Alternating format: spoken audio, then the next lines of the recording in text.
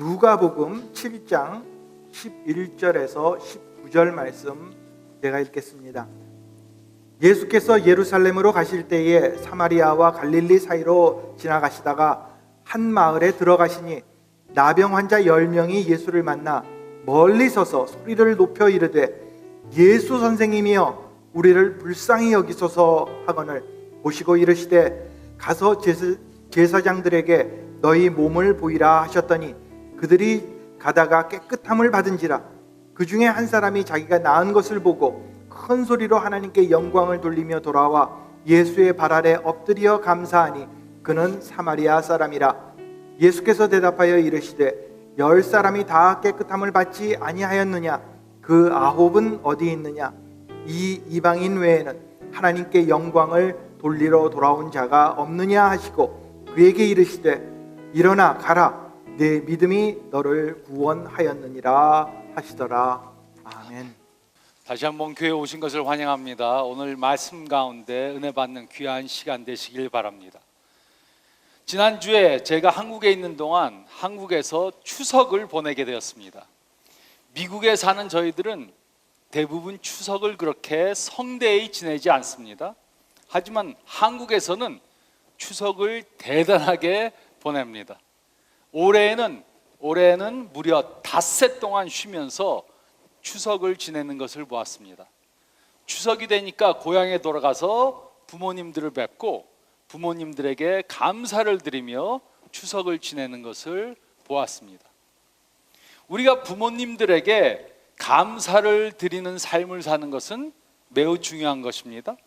그리고 또 우리들에게 부모님을 주신 하나님 아버지께 감사를 드리는 것은 매우 중요한 것입니다. 그래서 우리는 오늘 하나님께 감사의 태도를 갖고 감사의 말을 하는 것에 대해 생각해 보겠습니다. 미국에 사는 부모님들이 아기에게 가장 먼저 가르치는 단어는 엄마 또 아빠입니다. 엄마, 아빠. 그리고 그 다음으로 가장 먼저 가르치는 말은 바로 Thank you, 감사합니다 라는 말입니다.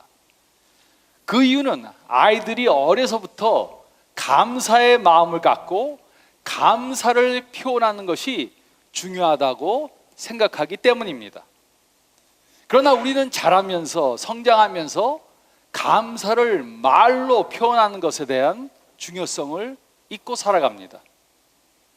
만약 누군가 우리에게 감사를 해야 하는데 고맙다는 말을 하지 않으면 우리 기분이 어떻겠습니까? 어떤 사람을 아주 힘들게 도와주었습니다. 그런데 그 사람이 감사하다는 말을 하지 않습니다. 비싼 선물을 사주었습니다. 그런데 감사하다는 전화 한 통이 없습니다. 좋은 식당에 가서 밥을 잘 샀습니다. 그런데 잘 먹어서 감사하다는 말은 없고 이쑤시개로 이빨만 쑤시고 있습니다. 물론 우리가 이런 호의를 보여주는 것은, 호의를 베푸는 것은 감사하다는 말을 듣기 위해서가 아닙니다. 하지만 감사해야 할 때 감사하다고 말하지 않는 것은 우리 마음을 좀 섭섭하게 만들어줍니다. 감사해야 할 때 감사하는 것은 지극히 당연한 것입니다. 감사하다는 말이 없다면 또다시 그 사람에게 호의를 베풀고자 하는 마음이 없어질 것입니다. 그래서 우리는 자녀들에게 감사하다고 말하는 것을 가르칩니다. 또 다른 사람들에게 감사하다는 말을 하려고 합니다. 그럼에도 불구하고 우리는 자주 하나님께 감사하다고 말하는 것을 잊고 살 수 있습니다. 하지만 이러한 문제는 새삼스러운 것이 아닙니다. 예수님 당시에도 예수님께 말로 감사를 표현하지 않았던 그런 사람들이 많이 있었습니다. 그래서 오늘 읽은 누가복음 17장 말씀을 통해 우리가 하나님께 감사의 말을 하는 사람들이 되기 위해 필요한 다음의 3가지를 배워야 합니다. 우리가 하나님께 감사하는 삶을 사는 그러한 사람들이 되기 위해 다음에 세 가지 것을 해야 합니다. 저희가 읽을 말씀 가운데 첫 번째로 11절로 14절 말씀을 보면 우리는 하나님께 받은 축복을 기억해야 합니다. 우리가 하나님께 감사하는 사람들이 되기 위해 첫 번째로 우리는 하나님께 받은 축복을 기억해야 합니다. 11절로 14절은 다음과 같이 기록했습니다. 예수께서 예루살렘으로 가실 때 사마리아와 갈릴리 사이로 지나가시다가 한 마을에 들어가시니 나병 환자 10명이 예수를 만나 멀리 서서 소리를 높여 이르되 예수 선생님이여 우리를 불쌍히 여기소서 하거늘 보시고 이르시되 가서 제사장들에게 너희 몸을 보이라 하셨더니 그들이 가다가 깨끗함을 받은지라.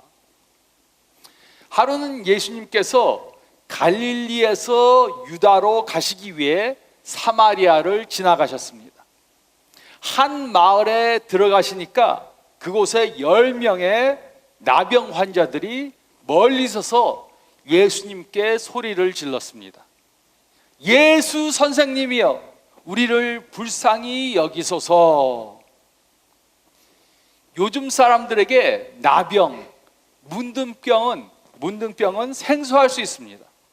하지만 예수님 당시 나병은 매우 흔했고 또 심각한 그러한 병이었습니다. 그 당시에는 나병의 전염성을 막거나 또는 치료할 수 있는 약이 없었기 때문에 나병 환자들은 다른 사람들과 가까이 있을 수 없었습니다. 그래서 이 10명의 나병 환자들은 멀리 서서 예수님께 큰 소리로 말한 것입니다. 나병 환자들은 격리된 장소에서 살 수밖에 없었습니다. 가족들과 만날 수 없었습니다. 평생 그렇게 살다가 그렇게 죽어야 했습니다. 그런데 이들은 예수님이 지나가신다는 말을 들었습니다. 그리고 예수님에게 도움을 받기 위해 예수님께 나왔습니다. 그리고 예수님께서는 이들에게 가서 제사장들에게 너희 몸을 보이라고 말씀해 주셨습니다. 그래서 이들은 예수님의 말을 믿고 예수님께서 말씀하신 대로 제사장들에게 갔습니다. 근데 가는 길에 이들의 나병이 나음을 받았습니다. 나병이 완전히 치료된 것입니다. 1분 전만 해도 이들은 나병 환자였습니다. 미래가 없었습니다. 격리된 삶을 살아야 했습니다. 그러나 이제 이들은 가족들과 함께 만날 수 있었고 친구들과 함께 만날 수 있게 되었습니다. 직장도 가질 수 있고 공동체의 일원으로 살 수 있게 된 것입니다. 이들은 이런 놀라운 축복과 기적을 경험한 것입니다. 생각해 보시기 바랍니다. 이들이 무엇을 해서 하나님의 축복을 경험한 것이었습니까? 어쩌면 10명 중에 어떤 사람은 다른 사람들보다 신앙이 좀 더 좋았을 수도 있습니다. 그러나 이 10명의 나병 환자들은 10명 다 똑같이 치료를 받았습니다. 이것을 우리는 일반 은총이라고 부릅니다. 일반 은총. 일반 은총이 무엇입니까? 일반 은총은 하나님을 믿는 사람이나 하나님을 믿지 않는 사람에게 똑같이 주어지는 하나님의 은혜를 뜻합니다. 일반 은총은 하나님께 감사하는 사람이나 감사하지 않는 사람에게 똑같이 주어지는 하나님의 은혜를 뜻합니다. 하나님께서는 모든 사람들에게 햇빛을 비춰주시고 단비를 내려주십니다. 모든 사람들에게 똑같은 축복을 주십니다. 이것이 바로 하나님의 은총입니다. 그런데 하나님께서는 왜 세상을 사랑하시고 또 모든 인류를 축복해 주십니까? 그 이유는 우리가 모두 다 그의 창조물들이기 때문입니다. 그래서 하나님께서는 모든 사람들에게 축복을 주시는 것입니다. 그러므로 우리는 하나님께 받은 축복들에 대해 생각해 봐야 합니다. 우리의 가족들, 우리의 친구들, 우리의 건강, 우리의 직장, 우리가 가진 물질들, 우리는 하나님께 너무나도 많은 축복을 받았습니다. 특별히 축복된 이 나라에서 살고 있는 우리들은 더 많은 축복들을 받았습니다. 제 말을 믿지 못한다면 저와 함께 단기 선교를 한번 가보시기 바랍니다. 다른 나라 사람들에 비해 이 땅에 사는 저희들에게는 하나님의 더 큰 축복들이 주어졌습니다. 이번에 한국에 가서 중국 목사님들 세미나를 했는데, 중국에서는 지하교회 목사님들은 항상 자유롭게 예배를 드릴 수 없습니다. 지하교회 성도님들은 항상 공안들의 감시를 받으면서 언제 어떻게 잡혀갈지 모르는 그런 상황에서 주일날 예배를 드립니다. 근데 저희는 그런 염려가 없습니다. 원하는 대로 교회에 와서 예배 드릴 수 있습니다. 우리는 이렇게 하나님께 많은 축복을 받은 그러한 나라에서 살고 있습니다. 그래서 우리는 하나님께 받은 축복을 기억해야 합니다. 하나님께서 우리들에게 풍성히 주신 축복들을 기억해야 합니다. 그리고 두 번째로 저희가 읽은 말씀 가운데 15절로 18절 말씀을 보면 우리는 하나님께 감사의 말을 해야 합니다. 우리는 하나님께 감사의 말을 해야 합니다. 10명의 나병 환자들이 모두 다 나음을 받았습니다. 10명이 모두 다 하나님의 기적을 경험했습니다. 물론 10명이 전부 다 기뻐하고 감사하는 마음을 가지고 있었을 것입니다. 그러나 우리가 읽은 말씀을 보면 이들이 예수님께 돌아와서 감사했다는 말이 없습니다. 15절로 18절은 다음과 같이 기록했습니다. 그 중에 한 사람이 자기가 나은 것을 보고 큰 소리로 하나님께 영광을 돌리며 돌아와 예수의 발 아래에 엎드려 감사하니 그는 사마리아 사람이라. 예수께서 대답하여 이르시되 10사람이 다 깨끗함을 받지 아니하였느냐? 그 9은 어디 있느냐? 이 이방인 외에는 하나님께 영광을 돌리러 돌아온 자가 없느냐 하시고, 10명이 다 나음을 받았습니다. 그러나 그중 한 명만 예수님께 돌아와서 예수님께 엎드려 감사드렸습니다. 다른 9은 어디로 갔습니까? 은혜를 모르는 배은망덕한 인간들. 우리는 이 9명의 사람들을, 이 9명을 정죄할 수 있습니다. 하지만 우리도 많은 경우 하나님께 이들처럼 행동했습니다. 많은 축복을 받았는데도 하나님께 감사하지 않았습니다. 우리에게 나병은 없지만 감사하지 못하는 병이 있습니다. 감사하지 못하는 병은 우리로 어떠한 일들이 잘 됐을 때 하나님을 기억하지 못하게 만듭니다. 어떤 일이 다 잘 되면 내가 잘해서 된 것이라고 생각합니다. 내가 잘해서, 운이 좋아서 잘 됐다고 생각합니다. 그래서 하나님께 감사하지 않습니다. 그런데 문제가 생기면은 하나님을 기억합니다. 하나님을 탓합니다. 왜 나를 축복해 주시지 않습니까? 라고 불평합니다. 모든 것이 다 잘 되면 내가 한 것이고, 무엇인가 잘못되면 하나님 탓입니다. 이렇게 생각해 본 적이 있으십니까? 감사하지 못하는 그러한 마음은 우리의 판단하는 능력을 흐리게 만듭니다. 감사하지 못하는 마음은 우리로 하나님의 축복을 깨닫지 못하게 만듭니다. 그래서 우리는 하나님께 받은 축복을 세어보아야 합니다. 하나님께 받은 축복을 세어봐야 합니다. 그리고 하나님께 감사의 말을 해야 합니다. 축복받은 것을 깨닫고 감사의 말을 해야 합니다. 그리고 세 번째로 저희가 읽은 말씀 가운데 19절 말씀을 보면 세 번째로 우리는 하나님의 더 큰 축복을 구해야 합니다. 우리는 하나님의 더 큰 축복을 구해야 합니다. 대부분의 사람들은 두 가지 세계관 중에 하나를 믿으면서 삽니다. 두 가지 세계관 중에 하나를 믿고 삽니다. 첫째는 비성경적 세계관입니다.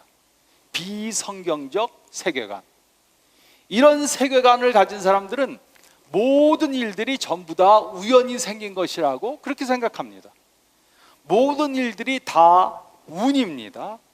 모든 일어나는 일들은 목적이나 섭리가 없습니다. 이런 세계관 안에는 하나님이 존재하지 않습니다. 이런 세계관을 가지고 사는 사람들은 감사해야 할 대상이 없습니다. 우연히 벌어지는 일에 대해 누구에게도 감사할 필요가 없는 것입니다. 운이 좋거나 운이 나쁠 따름입니다. 그런데 두 번째는 성경적 세계관입니다. 첫 번째는 비성경적 세계관이고 둘째는 성경적 세계관입니다. 이런 세계관을 믿는 사람들은 모든 일들이 하나님의 섭리 가운데 일어나는 것이라고 믿습니다. 우연이란 없습니다. 하나님께서는 계획을 가지시고 모든 일들을 주관하십니다. 하나님께서는 우리에게 가장 좋은 것을 주시기 원하시고 그의 영광을 나타내시기 위해 항상 일하고 계십니다. 우리가 하나님께 감사를 하는 것은 이런 세계관을 믿기 때문입니다. 우리가 하나님께 감사하는 것은 하나님의 뜻이 우리의 뜻보다 더 높고 깊다는 것을 인정하는 것입니다. 우리가 하나님께 감사하는 것은 하나님의 주권을 믿기 때문입니다. 그 결과로 우리는 하나님께서 우리 삶 가운데 역사하시고 축복하시는 것을 경험하게 될 것입니다. 그리고 우리는 영적으로 더 성장하는 삶을 살게 될 것입니다. 한 명의 나병 환자가 예수님께 돌아와 예수님께 감사드리는 말을 드렸습니다. 그리고 그 결과로 이 나병 환자는 다른 나병 환자들이 받지 못한 예수님의 더 큰 축복을 받았습니다. 19절은 다음과 같이 기록했습니다. 그에게 이르시되 일어나 가라, 내 믿음이 너를 구원하였느니라 하시더라. 이 사람은 육체적 구원만 받은 것이 아니고 영적 구원도 받았습니다. 이 사람은 육체가 나은 것을 예수님께 감사함으로 영적 구원도 받은 것입니다.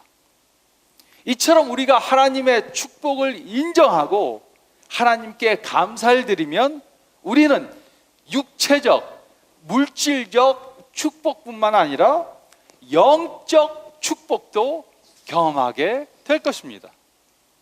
우리는 이것을 특별 은총이라 이렇게 부릅니다. 일반 은총은 하나님을 믿는 사람이나 하나님을 믿지 않는 사람들에게 동일하게 주어지는 하나님의 축복을 뜻합니다. 하지만 특별 은총은 예수님을 믿는 사람들에게만 주어지는 은혜를 말합니다. 그리고 이런 특별 은총을 더욱더 경험하기 위해 우리는 하나님께 감사하는 사람들이 되어야 합니다. 특별 은총은 하나님이 예수님을 믿는 사람들에게, 또 하나님께 감사드리는 사람들에게 주어지는 특별한 하나님의 은혜인 것입니다. 그리고 하나님을 믿고 하나님께 감사하는 삶을 산다면 우리는 하나님께서 주시는 더 큰 영적 축복을 경험하게 될 것입니다. 그리고 우리는 이러한 믿음을 가질 때 우리의 믿음이 더욱더 성장하게 되는 것입니다. 많은 사람들이 하나님께서 자신들로부터 멀리 계시다, 나는 하나님을 경험하지 않는다, 이렇게 말합니다. 그 이유는 감사하는 삶을 살지 못하기 때문입니다. 하나님께서 많은 축복을 주셨는데 감사하지 않으니까 하나님께서 주시는 더 큰 축복을 경험하지 못합니다. 자신들의 삶 가운데 하나님이 살아서 역사하시는 것을 경험하지 못합니다. 그리고 그 결과로 영적 축복에 무감각해집니다. 그러나 우리가 감사의 태도를 갖고 하나님께 감사를 드리면 우리는 하나님께서 우리에게 주시는 더 큰 영적 축복들을 경험하게 될 것입니다. 감사하는 마음, 감사의 말은 우리에게 더 큰 영적 축복을 가져다 줍니다. 그러므로 우리는 감사함으로 하나님의 더 큰 축복을 구해야 합니다.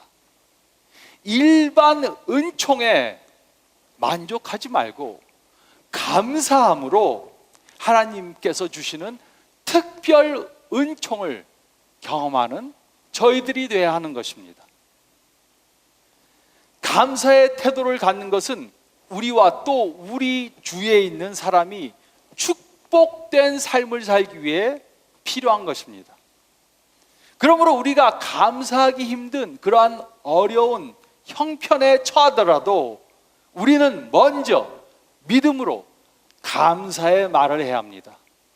그러면 우리의 처한 상황이 바뀌는 것을 경험하게 될 것입니다. 그러므로 우리는 매일 감사의 태도를 갖고 감사하는 것을 적용하기 위해 다음에 3가지를 실천해야 합니다. 첫째로 우리는 감사로 하루를 시작해야 합니다. 이렇게 적용하시기 바랍니다. 우리는 감사로 하루를 시작해야 합니다. 우리가 하루를 어떻게 시작하는가 하는 것은 그날 전체에 큰 영향을 줍니다. 그래서 우리는 매일 하루를 시작하면서 하나님께 감사드리는 말로 하루를 시작해야 합니다. 그렇지 않고 늦게 일어나서 후닥닥 준비하고 나가기 바로 직전에 나가서 정신없이 하루를 시작한다면 우리는 하루 종일 감사하지 못하는 가운데 짜증을 내며 살 수 있습니다. 그러므로 우리는 매일 아침 10분만 더 일찍 일어나서 하나님께 감사하는 기도로 하루를 시작해야 합니다. 뭐 대단히 기도할 필요도 없습니다. 침대에 그냥 누워서 기도할 수도 있습니다. 침대에서 무릎을 꿇고 기도할 수도 있습니다. 하나님, 오늘 저에게 하루를 주셔서 감사합니다. 또 오늘 숨 쉴 수 있도록 도와주심을 감사합니다. 또 어제 밤에 잘 잘 수 있도록 도와주심을 감사합니다. 오늘 하루 주님의 은혜에 초점을 두고 살 수 있게 도와주세요. 이렇게 기도하고 감사하는 마음을 하루 종일 지내고 살아야 합니다. 우리는 과거에 하나님께서 우리에게 주신 축복에 대해 감사해야 합니다. 또 오늘 주시는 축복에 대해 감사드려야 합니다. 또 그리고 미래에 주실 축복을 믿고 믿음으로 감사해야 합니다. 우리는 감사로 하루를 시작해야 합니다. 그리고 두 번째로 우리는 불평하는 것을 멈춰야 합니다. 우리는 불평하는 것을 멈춰야 합니다. 어떤 사람들은 입만 열면 불평, 불만을 토해냅니다. 다른 사람들에게 불평하는 것을 좋아합니다. 다른 사람들에게 불평을 하면 그들의 주목을 받고 동정을 받으니까 불평을 합니다. 하지만 불평을 한다고 문제가 해결되는 것은 아무것도 없습니다. 오히려 불평은 문제를 더 키웁니다. 감사하는 마음이 감사의 조건을 더 만들어주는 것처럼 불평하는 마음은 불평한 것들을 더 많이 만들어줍니다. 한 가지 불평은 또 다른 불평을 만들어냅니다.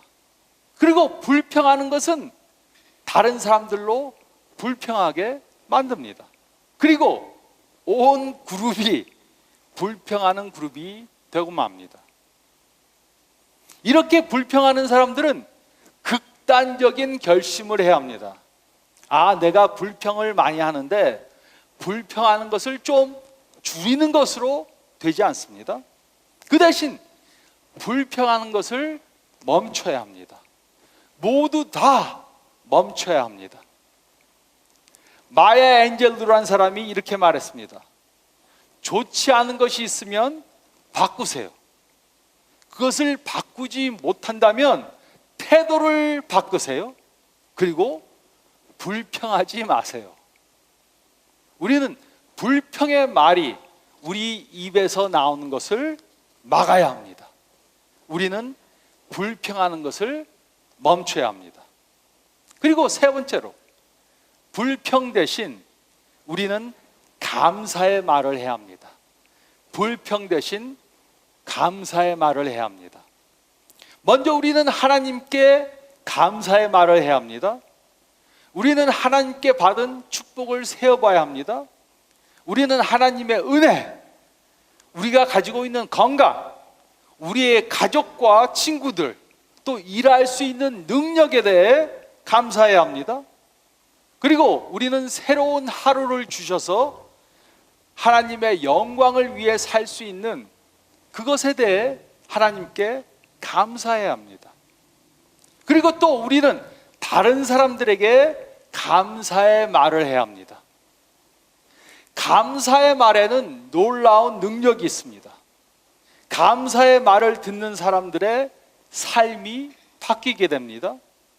우리 모두에게는 감사의 말이 필요합니다. 모든 사람들은 자신들이 하는 일이 중요하다는 것을 알기 원합니다. 그러므로 우리는 감사의 말을 아끼지 말아야 합니다. 감사하는 마음이 있으면 그것을 말로 표현해야 합니다. 그렇지 않으면 그 사람들은 우리가 감사하는지 알 수 없습니다. 그래서 배우자에게, 자녀들에게, 부모님에게, 친구들에게, 직장 동료에게 감사의 말을 해야 합니다. 감사합니다. 이 말을 아끼지 말아야 합니다. 또 식당에 가면 그곳에서 일하시는 분들에게 감사의 말을 해야 합니다. 저는 특히 식당에 가서 감사의 말을 많이 합니다. 그러니까는 반찬을 많이 가져다 주는 혜택도 받습니다. 감사의 말을 열심히 해야 합니다. 우리는 예수님의 제자들로서 감사하는 사람들이 되어야 합니다. 우리가 이렇게 매일매일 감사를 한다면 우리의 태도만 바뀌는 것이 아니고 우리 주위에 있는 사람들의 태도도 변하는 것을 볼 수 있을 것입니다. 우리는 이렇게 우리 자신들과 우리 주위 사람들에게 긍정적 영향을 끼치는 예수님의 제자들이 되어야 합니다. 그러기 위해 우리는 매일 하나님과 또 다른 사람들에게 감사합니다 라는 말을 자주 해야 합니다. 많은 경우 한국 분들은 감사하다는 말을 잘 안 합니다. 그래서 제가 한국에 가서 뭐 조그만 일이 있어도 그분들에게 감사합니다, 감사합니다, 감사합니다 하면 이 사람들이 한번 쳐다봐요. 그래도 기분이 좋아지니까 감사합니다. 우리는 이렇게 하나님과 또 주위 사람들에게 감사의 표시를 하는 저희들이 되어야 합니다. 그러면 우리 자신들도 변화함을 받고 우리 주위 사람들도 변하는 것을 우리는 보게 될 것입니다.